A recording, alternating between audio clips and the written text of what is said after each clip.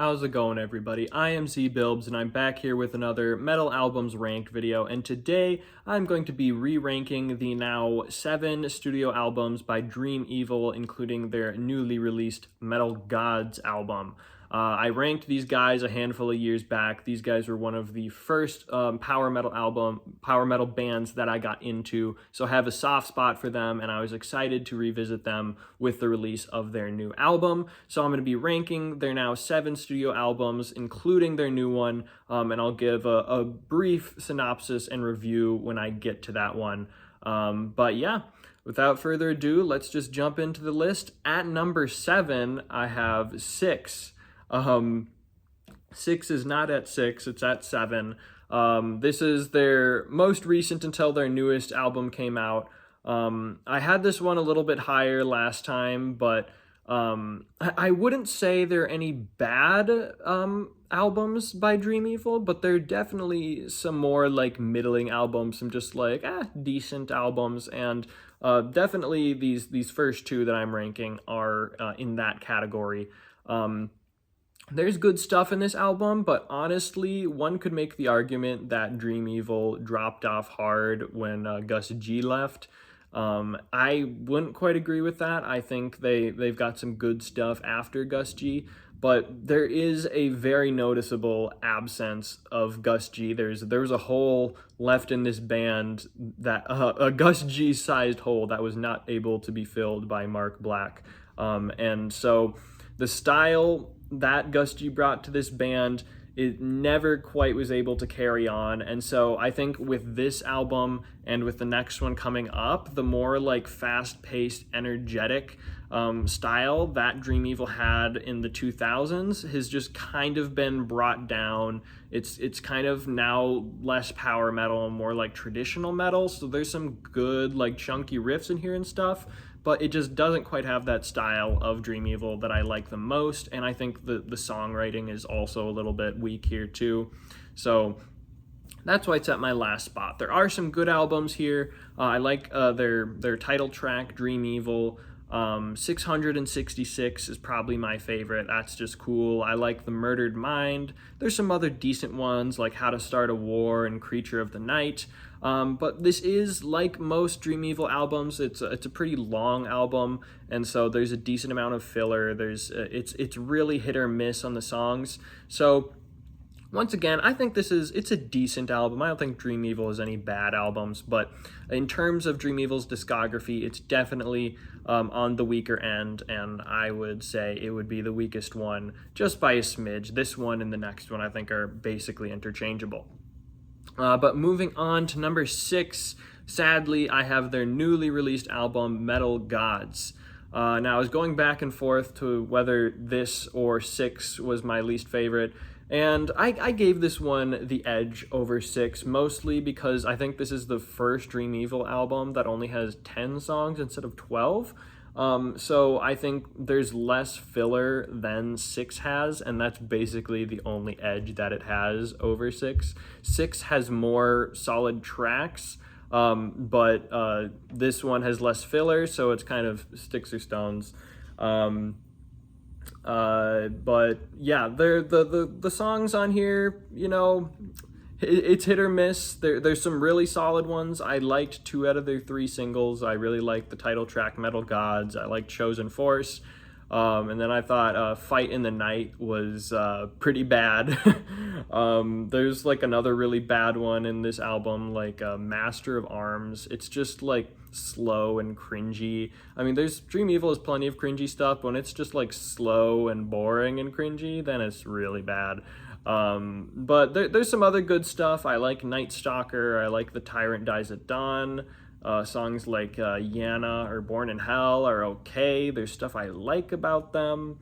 So I don't know. It's once again, just like 6, it kind of feels like Dream Evil is trying to forge this new identity as this like ex-power metal band. They're trying to do more like slow, heavy, chunkier riffs, and it's just it's just not quite working.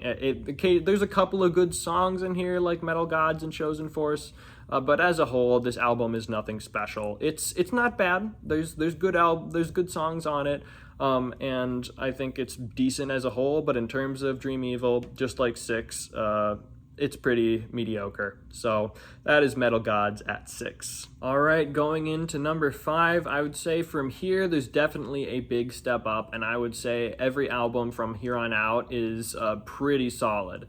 At number 5, I have In the Night.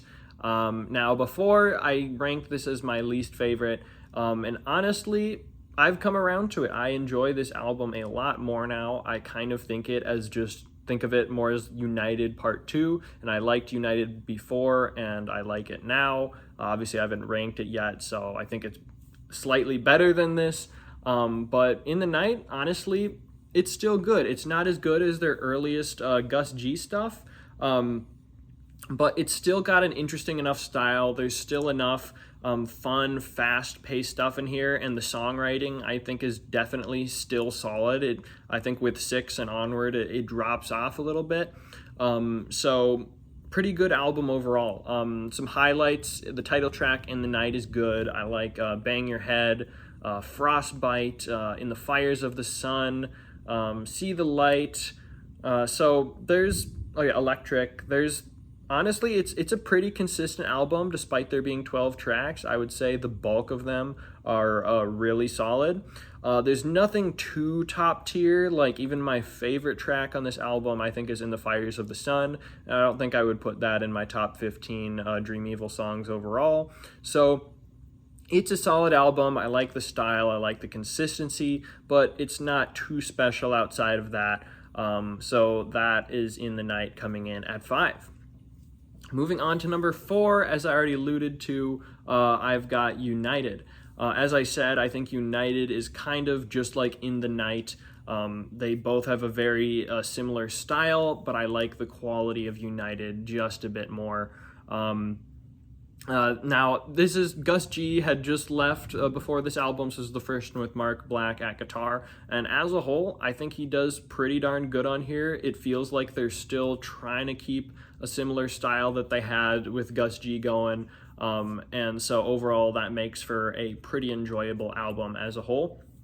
There's some really solid tracks on here. One of my favorite, if not my favorite, Dream Evil song is on here, Love is Blind. I know most people don't care for that song, but I just love it. It's just epic and bombastic and cool. I really like Fire, Battle, and Metal, Blind Evil, Let Me Out. There's other decent ones like Doom Lord and United. So there's a lot of just kind of good but not great songs on here, just like In the Night. It's got solid consistency. There's a handful of skippable songs, but it's a pretty good album, but definitely not as good as the Gus G era, in my opinion. But honestly, it's pretty close. This one and the next one coming up, pretty similar. I think I even ranked this one at number 3 last time. So United, it's a solid album, and that's coming in at 4. But moving on, at number 3, I have got Evilized. Evilized, that is their second album. I think I heard that this one was like written and recorded in like a week or two, which is crazy because honestly, this is a pretty darn good album.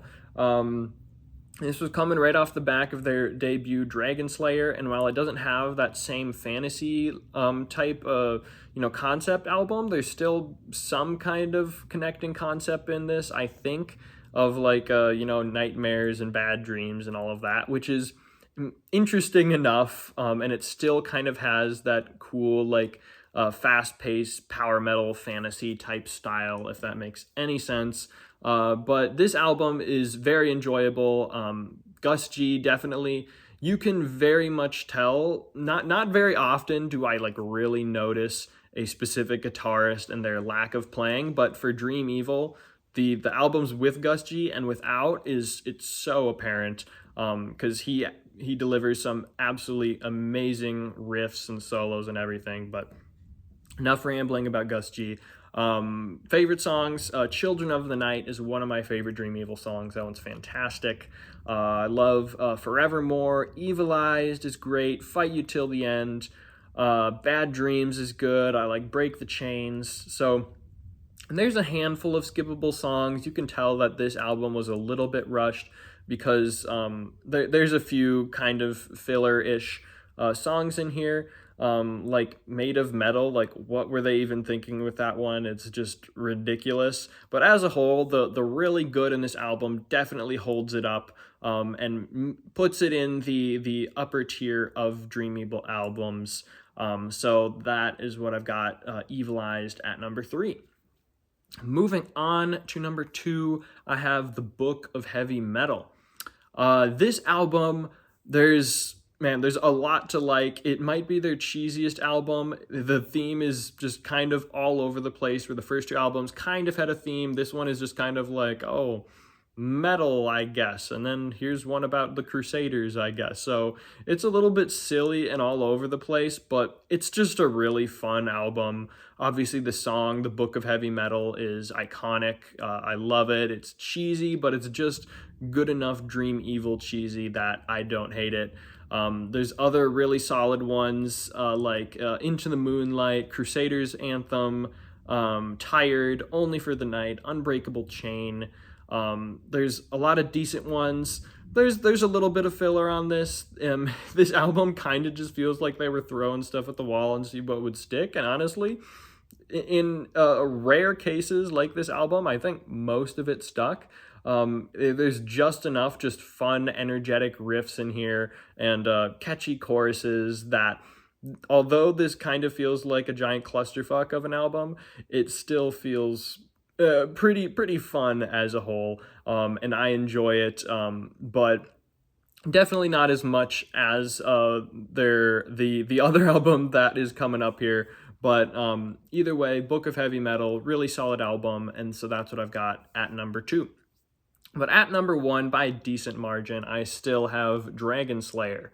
Their debut album. This is the one album which is very clearly just a fun, energetic power metal album. While all their other albums have power metal elements to them, this one is the most clearly just fun, fast-paced, Gus G just going off power metal. And since they've moved away from this direction, sadly, I think this is probably always going to be their best album.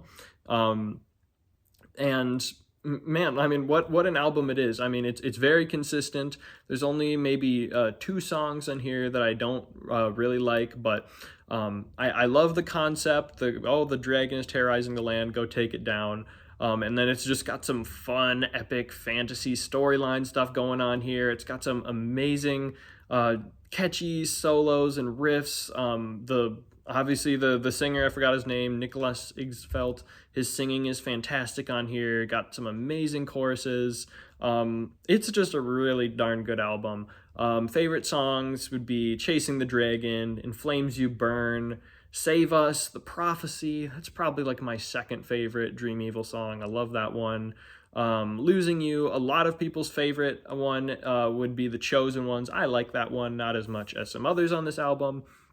But yeah, this is just, I think, quintessential Dream Evil. Like, really, if you were more of like less of a crazy fan who wants to go through and listen to every single song, but you're interested in Dream Evil, I would say listen to this album and then maybe listen to like just the song Book of Heavy Metal and Children of the Night, and then you've got the bulk of the highlights of Dream Evil as a band. So this album in my mind is Dream Evil and I love it. So those are the Dream Evil albums ranked from my least favorite to my favorite. So let me know in the comments, have you listened to their new album? If so, what are your thoughts? Let me know. And how would you rank the 7 Dream Evil albums? Do you think they still got it? Did they die when Gus G left? But yeah, let's talk about it. So thank you all so much for watching, and I will see you all later.